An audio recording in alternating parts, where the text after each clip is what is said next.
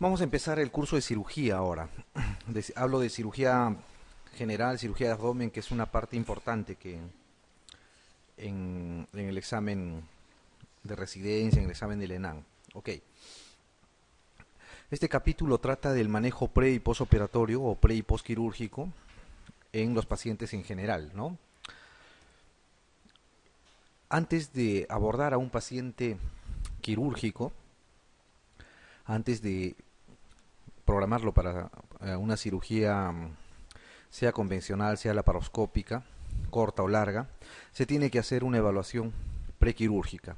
La evaluación previa al acto quirúrgico de todo paciente, así sea pequeña la cirugía a la que va a ser sometido. El preoperatorio como tal tiene tres fases de tratamiento. ¿Ok? Primero es el cuidado preoperatorio.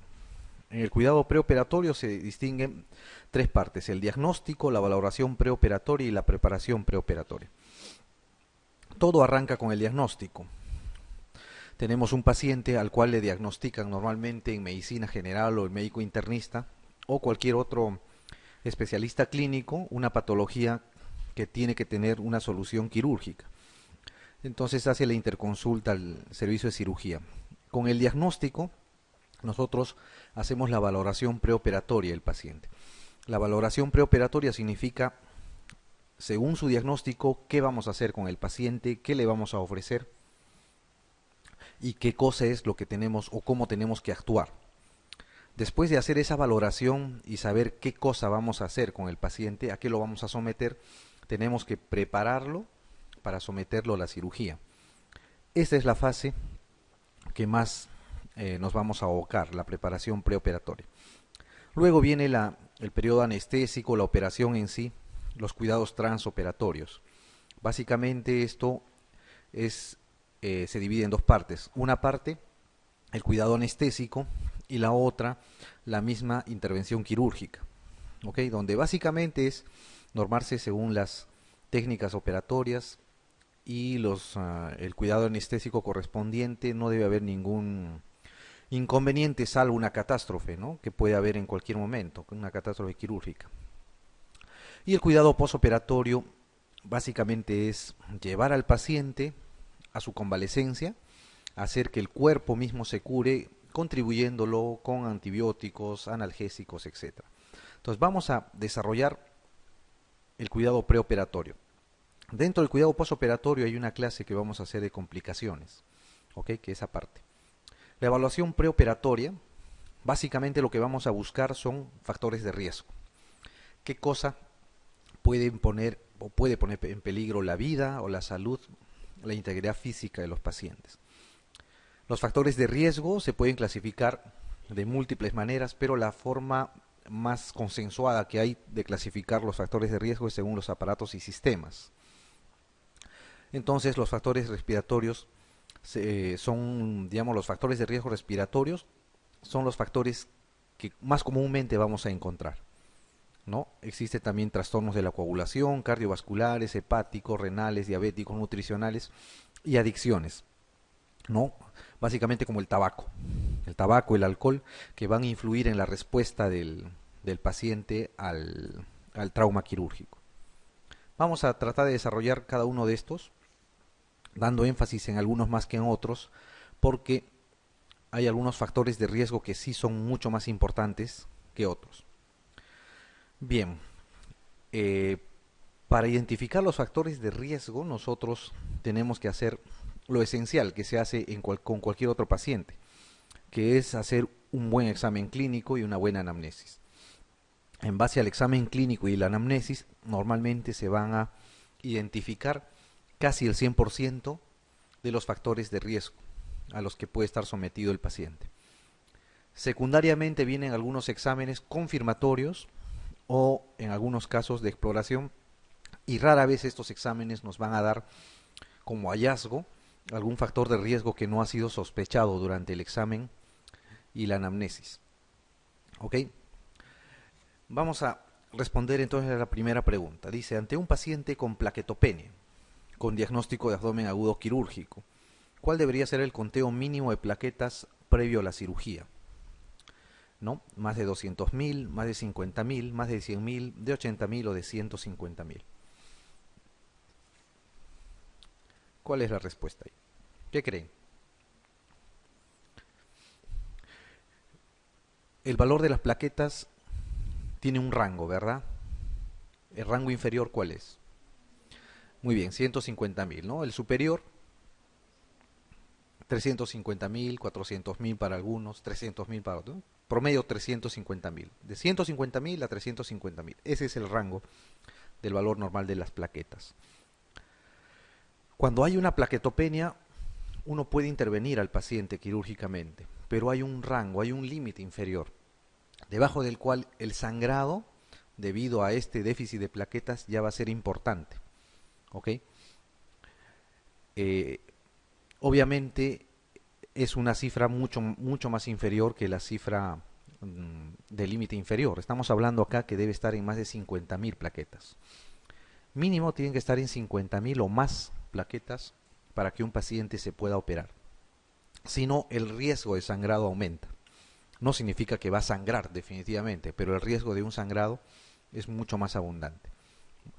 El, una, un paciente con plaquetas menos de 20.000 probablemente incluso va a tener sangrado espontáneo. ¿Okay? La cifra límite es 50.000. Ya eso es donde tenemos, lo que tenemos que llevar la cifra cuando nosotros tenemos un abdomen agudo. ¿Okay? En lo posible. Si no es posible y la enfermedad de fondo va a matar al paciente, no hay otra y se tiene que intervenir con las plaquetas que estén. Probablemente va a haber un sangrado más de lo habitual. Pero seguridad nos da más de 50.000 plaquetas. ¿Ok? Muy bien. La siguiente pregunta dice, de los siguientes enunciados indique cuál es el más sensible para descubrir patología oculta previa a la cirugía. ¿No? Habla de patología oculta, ¿verdad? No es la patología que el paciente trae, ¿no? Que dice que tengo diabetes, soy hipertenso, etcétera, ¿no? Aparentemente viene el paciente, le dice que está sano, qué cosa es lo que tienen que hacer, cuál es el, digamos, el más sensible de todos estos para identificar patología oculta. Hablamos del electrocardiograma, el examen completo de orina, la glicemia en ayunas, la anamnesis y el examen físico o el perfil de coagulación. ¿Cuál creen? La anamnesis, ¿no es cierto? La anamnesis y el examen físico. Es lo más importante, ¿ok? Antes que pedir algún examen auxiliar previo a la cirugía, lo que se tiene que hacer es una buena anamnesis y un buen examen físico. Con esos dos, haciendo una buena historia clínica, un buen examen físico, ustedes más o menos van a tener casi el 100% de todas las patologías. El electrocardiograma normalmente se usa cuando existe el antecedente o clínicamente ustedes, a pesar que no hay el antecedente, diagnostican una arritmia, ¿no? Latidos cardíacos arrítmicos, pulso saltón, antecedentes de alguna posible taquicardia, etcétera, debe hacer sospechar en eso y piden un electrocardiograma para confirmar el diagnóstico. Lo mismo en el examen completo de orina, la glicemia en ayunas y el perfil de coagulación también, ¿no? Es difícil que un paciente que tenga una alteración de la coagulación esté asintomático por muchos años. ¿Ok? Lo que sí es primordial es la anamnesis y el examen físico. ¿Ok? Es el test más sensible para diagnosticar patología oculta. Muy bien. La siguiente pregunta dice, la cifra mínima de hemoglobina que ofrece seguridad desde el punto de vista fisiológico para un aporte adecuado de oxígeno a los tejidos es 4 gramos por decilitro, 6 gramos, 8, 10 gramos por decilitro o 12 gramos por decilitro. En síntesis, les podrían preguntar o les podrían hacer esta pregunta parecida a la primera que vimos.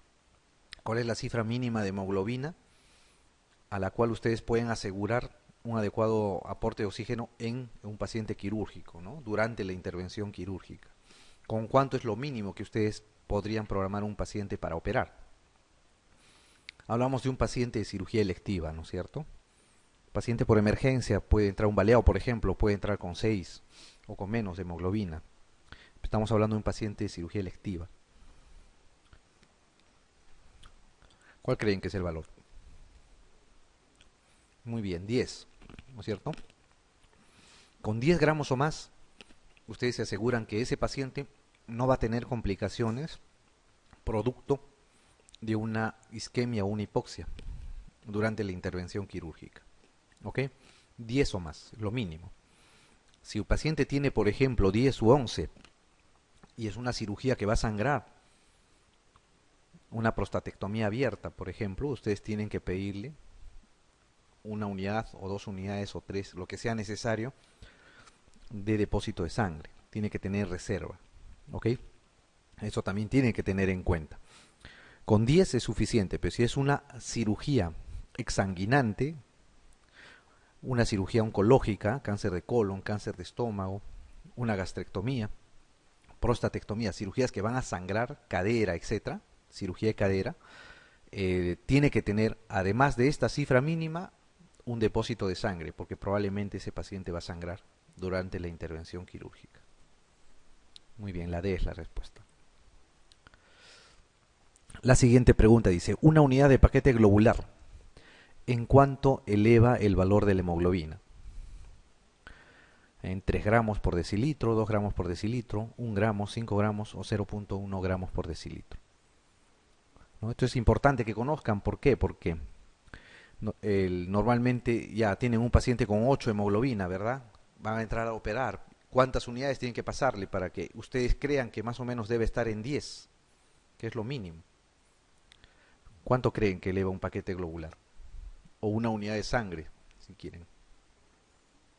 ¿Cuántos puntos? 1, ¿no? 1. La hemoglobina lo eleva en 1 punto. El hematocrito lo eleva en 3. No se vayan a confundir, ¿ok? Saben que la hemoglobina más o menos es 1/3 del hematocrito, ¿verdad? Entonces, un paquete globular aproximadamente va a elevar el valor de la hemoglobina en 1 gramo por decilitro. Ok, un concentrado de plaquetas, podrían preguntarles por ahí. ¿En cuánto eleva el conteo plaquetario? Aproximadamente. Es en 10.000, ¿ok? 10.000. Entonces, aproximadamente con eso deben jugar. Una unidad de plaquetaria, 10.000 va a elevar en unidades, más o menos, el número de plaquetas. Muy bien, acá la respuesta es la C. La quinta pregunta dice, durante el posoperatorio inmediato, aumenta la secreción de las siguientes hormonas, excepto la ACTH, el cortisol, la PTH o paratormona, la HGH, hormona de crecimiento, o la aldosterona. No, esta es una pregunta que está dirigida a ver qué cambios hay con el estrés quirúrgico, ¿okay? ¿Qué cambios hormonales existen? ¿Cuál creen que es la que no se altera?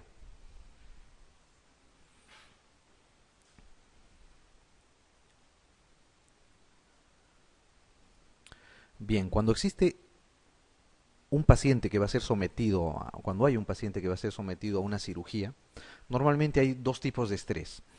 El estrés físico, ¿no? El orgánico, al que va a ser sometido por la misma incisión, la extracción del tejido, el sangrado, la intubación, la anestesia, etcétera, y un estrés mental.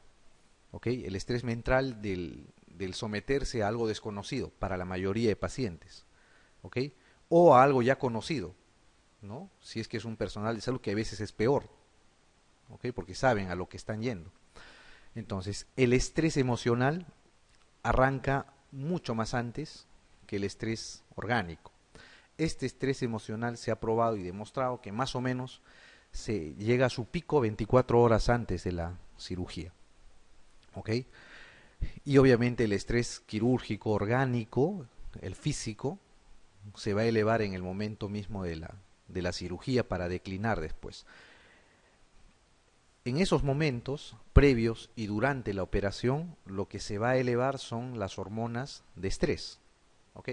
La adrenalina, va a existir un aumento muy grande de noradrenalina, de hormona corticotropa. Estos a su vez van a producir cambios en el endotelio, vasoconstricción. La ACTH va a producir un aumento del cortisol, va a producir un aumento o una producción de glicemia, ¿no? Derivada del glucógeno, un aumento de la glicemia basal en sangre, la aldosterona, que va a ser una hormona que se va a producir al final de un eje. Ustedes conocen el eje renina, angiotensina, aldosterona, ¿no es cierto?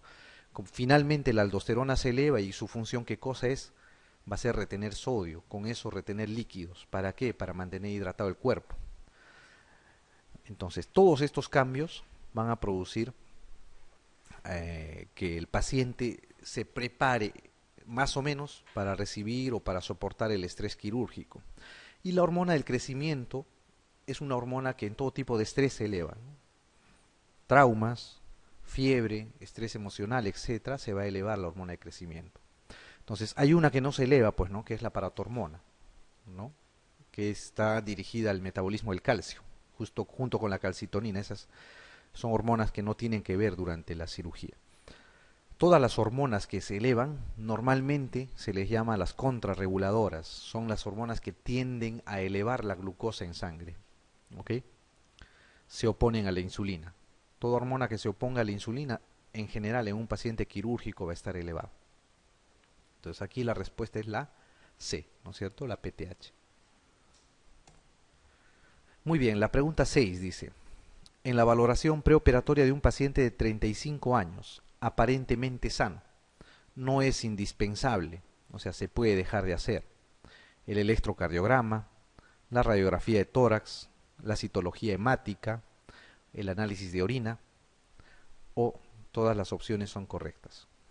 ¿Cuál se podría dejar de hacer? ¿Cuál creen que es menos importante de todas estas? Paciente joven, ¿no es cierto? Aparentemente sano. ¿Qué podrían dejar de pedirle? Asumiendo que es un paciente al que le han hecho el examen clínico y le han hecho la anamnesis y aparentemente está sano. ¿Ok? Eso es lo que les quiere decir la pregunta. Joven, aparentemente sano. ¿Qué podrían dejar de pedirle? Vayamos, citología hemática, ¿podrían dejar de pedirle? No, ¿no? Hay algunas cosas que les van a servir de todas maneras. De todas maneras tienen que saber cuánto está su hemoglobina, su hematocrito, ¿no? El conteo de glóbulos rojos, etcétera, ¿no? Les va a servir. Ok. Radiografía de tórax, le pedirán. No dicen a qué tipo de cirugía está yendo, ¿ok? Pero normalmente la mayoría de pacientes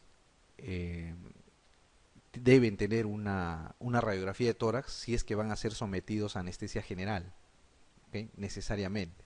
Si es anestesia local, más sedación o anestesia regional, pueden dejar de recibir radiografía de tórax, ¿ok? Pero normalmente, muchas veces, la radiografía de tórax no se pide de acuerdo a los antecedentes o de acuerdo a lo que nosotros podamos encontrar.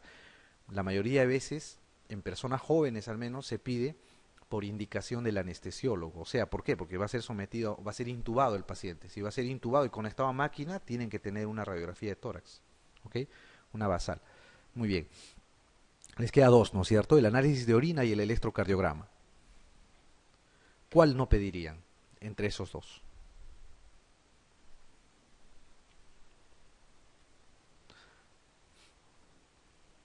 Un paciente aparentemente sano, clínicamente, en el examen clínico, y haciendo la anamnesis sin ningún antecedente.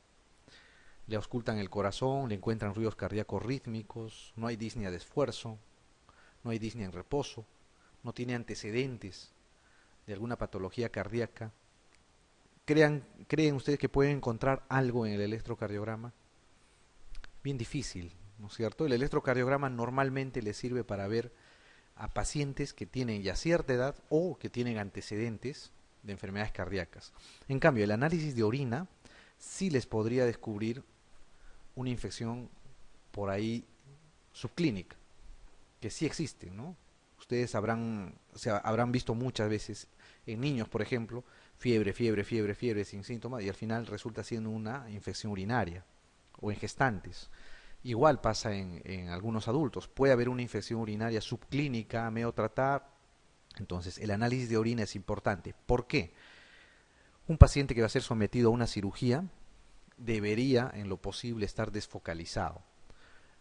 porque si es que hay una infección, tiene más posibilidades de hacer abscesos a distancia, debido a que durante el momento quirúrgico, el momento de la cirugía, puede haber una embolia séptica, o sea, puede haber algún disparar bacterias del foco séptico y vía hemática llegar a la zona donde se está haciendo la operación y producir abscesos. A eso se llama abscesos a distancia.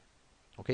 Entonces es importante, por eso, pedir siempre un examen de orina. ¿Ok? Es importante. Entonces, lo que no es imprescindible o indispensable es el electrocardiograma, ¿no? Si es que está sano el paciente, si es joven, ¿no? Aparentemente sano implica que le han hecho un buen examen clínico y una buena anamnesis, ojo. Muy bien, acá la respuesta es la A. Ok, vamos a responder la siguiente. Dice, el riesgo quirúrgico cardiológico es un predictor de, ¿no? Dice, muerte y complicaciones cardíacas severas perioperatorias, infarto cardíaco en el postquirúrgico inmediato, muerte no cardíaca en el intraoperatorio, complicaciones vasculares perioperatorias o muerte cardíaca intraoperatoria. No, el riesgo quirúrgico normalmente es un examen que se pide a todo paciente que va a entrar a sala de operaciones, ¿no? El riesgo quirúrgico va del 1 al 4, siendo 1 los que tienen menos riesgo, 4 los que tienen el riesgo más elevado, ¿no? Pero ¿qué cosa mide el riesgo quirúrgico? ¿No? Esa es la pregunta. ¿Qué mide el riesgo quirúrgico? ¿Qué creen? El riesgo quirúrgico cardiológico, ¿no? Hay riesgo quirúrgico neumológico, riesgo quirúrgico endocrinológico, ¿no? Riesgo quirúrgico renal incluso. Pero el riesgo quirúrgico cardiológico, ¿qué es lo que mide? Como su nombre lo indica, ¿no es cierto? Algo relativo a patología cardiovascular. Ok.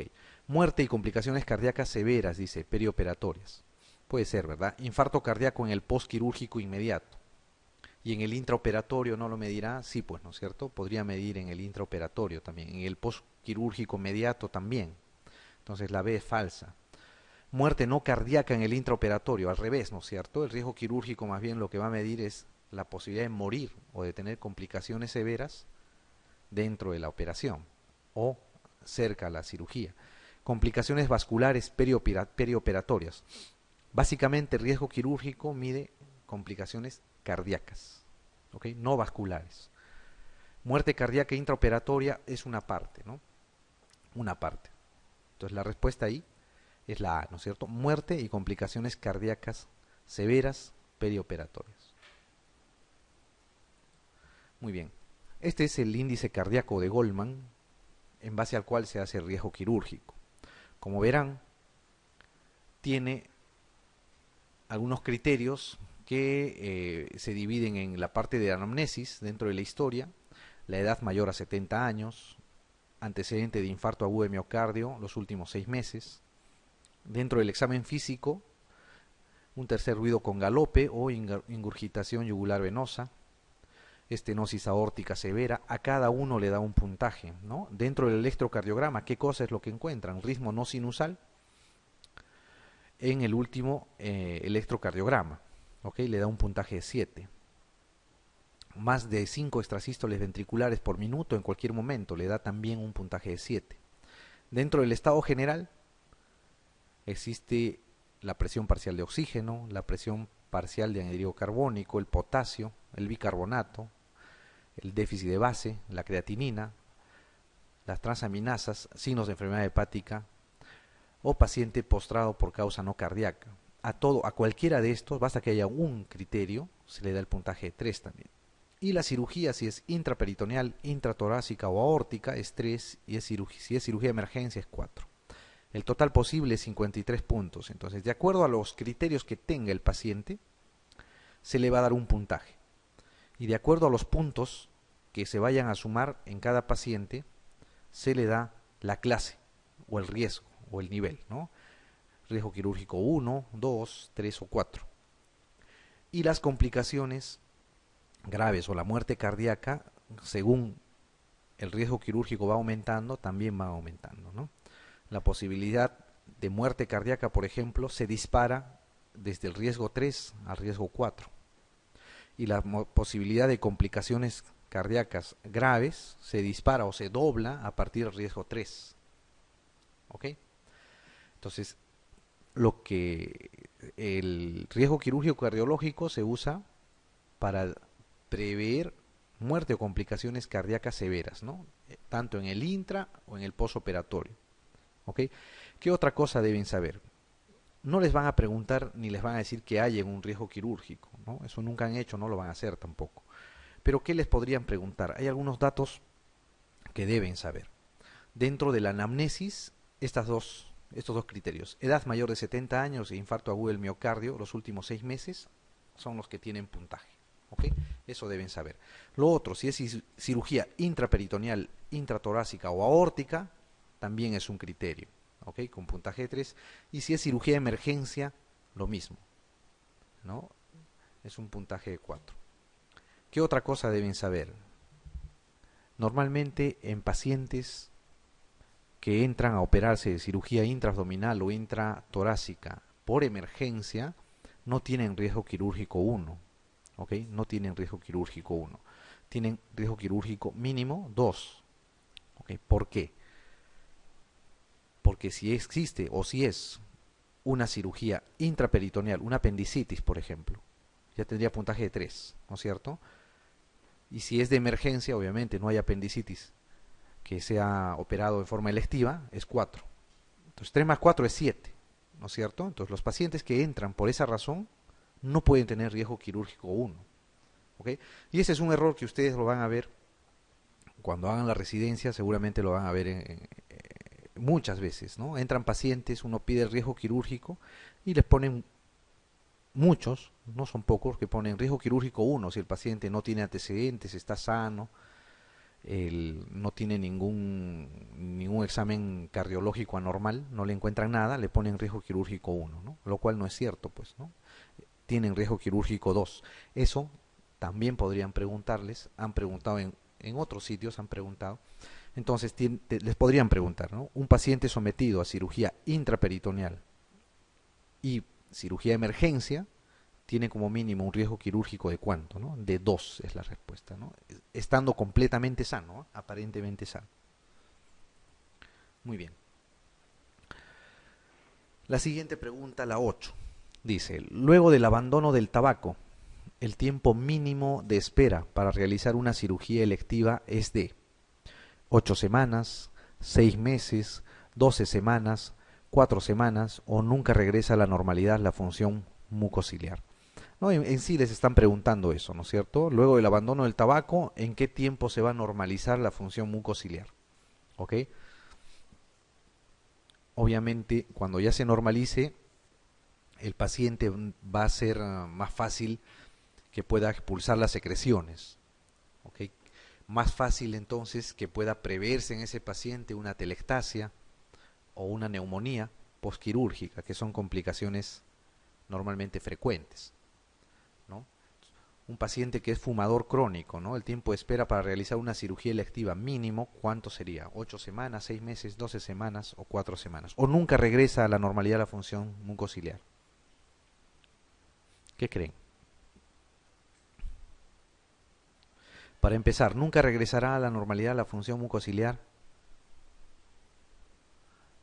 No, ¿no es cierto? Regresa, ¿no? Los cambios que produce el humo de cigarro, el tabaco, son cambios metaplásicos. Disminuye o desaparece el estímulo y la función o el epitelio va a regresar a lo normal, ¿no? Aquí la respuesta es la D, ¿no? 4 semanas, un mes hay que esperar. Un mes. Un mes que deje fumar el paciente previo a la cirugía, la función mucociliar va a ser la adecuada. Ok, la siguiente pregunta dice, la 9. De los siguientes, ¿no? Uno no es factor de riesgo para disfunción pulmonar en el posoperatorio. Tabaquismo intenso, obesidad, edad avanzada, operaciones intratorácicas o antecedentes de TEP, ¿no? El TEP o la TEP es la tromboembolia pulmonar. Ok, son las iniciales. Les preguntan cuál no es un factor de riesgo para disfunción pulmonar o en sí para una complicación pulmonar, ¿no? En el posoperatorio. ¿Cuál creen?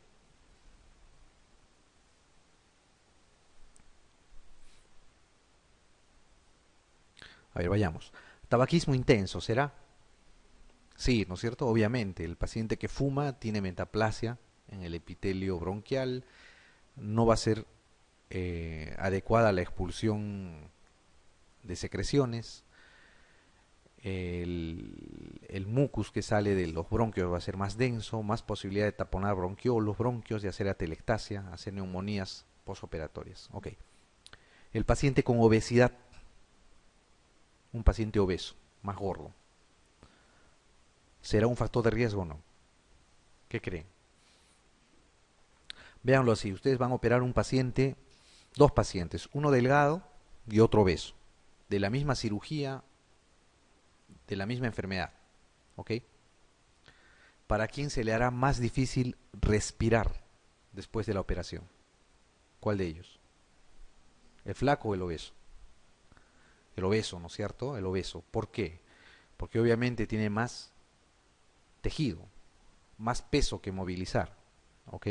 Más peso va a movilizar. La grasa va a tener su peso. El músculo, normalmente en personas obesas, está atrofiado o hipotrofiado por lo menos, ¿ok? Porque normalmente el obeso es una persona sedentaria, pues, ¿no? No es aquel que está haciendo ejercicios diario. Entonces, el paciente obeso tiene más posibilidades de tener una complicación posoperatoria, básicamente por hipoventilación. No son pacientes que ventilan adecuadamente en el posoperatorio. Por eso es que a estos pacientes se les tiene que dar una fisioterapia respiratoria o profilaxis de atelectasia, por lo menos de eso, ¿no? En el posoperatorio. Muy bien. La edad avanzada, ¿qué creen?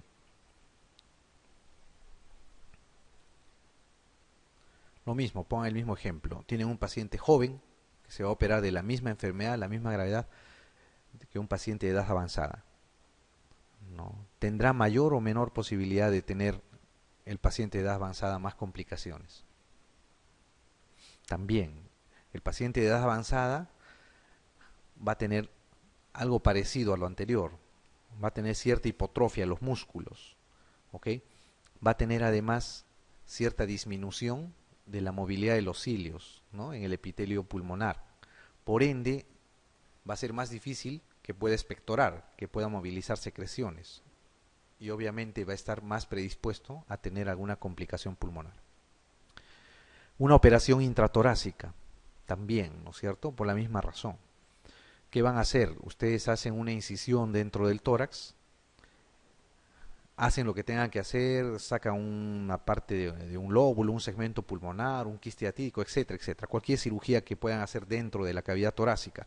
La cierran, esa incisión va a producir dolor, va a producir sangrado, de todas maneras va a haber un exudado en esa zona, va a haber inflamación de los tejidos. Eso va a hacer que ese hemitórax no ventile bien, ¿no? El mismo dolor produce que el hemitórax no se expanda como debe ser. ¿Por qué? Porque por el mismo corte, cuando ventila el paciente, la tracción de los tejidos produce dolor, ¿no? Y eso va a producir hipoventilación por dolor. Entonces, también es un factor de riesgo.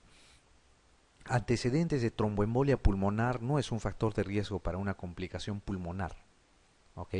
El antecedente de un tromboembolismo es un factor de riesgo para presentar otro episodio de trombosis venosa profunda.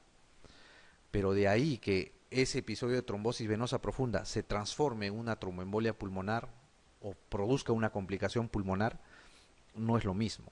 ¿Ok? Entonces, el antecedente de tromboembolia pulmonar no es un factor de riesgo para una complicación respiratoria. Sí, para otro episodio de una trombosis venosa profunda, que es algo distinto, ¿ok? Que es un paso previo a la tromboembolia pulmonar. Muy bien, entonces acá la respuesta es la E. ¿Ok? Los antecedentes de tromboembolia pulmonar no son factores de riesgo para complicaciones pulmonares.